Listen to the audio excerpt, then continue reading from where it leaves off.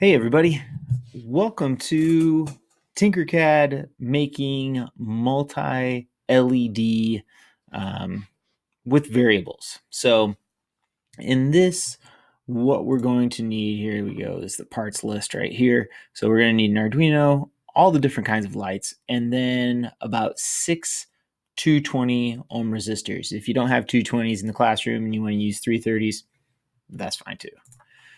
So as you can see here, I'm not going to click and click and click everything on. This video is going to be more about the coding of this. So we're going to bring in each light. And so I started doing a little rainbow Roy G. Biv kind of action. So I've got my red one, my orange one, yellow, green, blue, and then finally white. And then we're going to use the cathode side, which we are going to ground with our 220 ohm resistor, and we're going to use the anode side, or the positive side, going to the different outputs.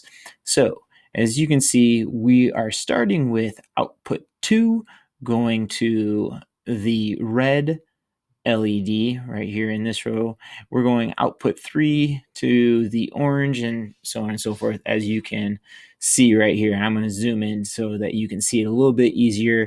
And if you need to pause it right there and make yours just like that, please go right ahead.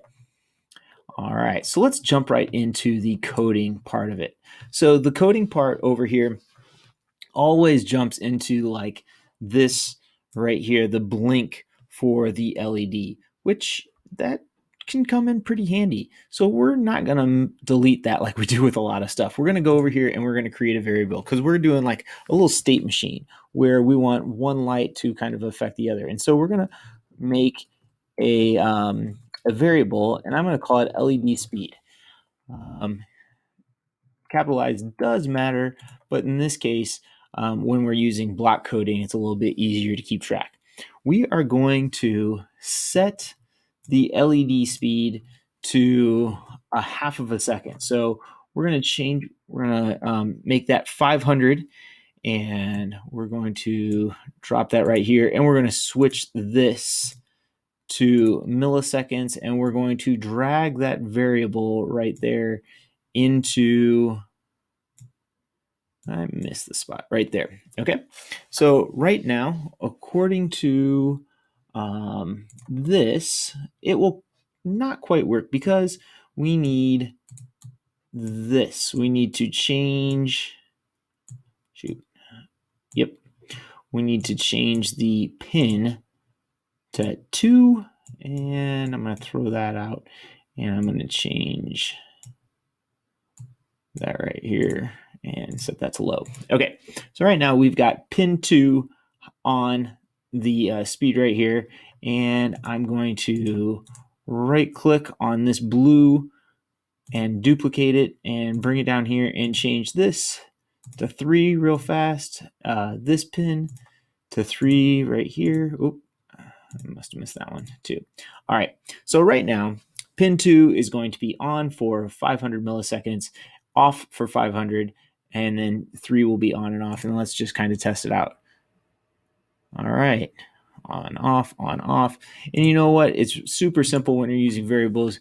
You can change that one number right there in the variable, and all of a sudden it gets going twice as fast.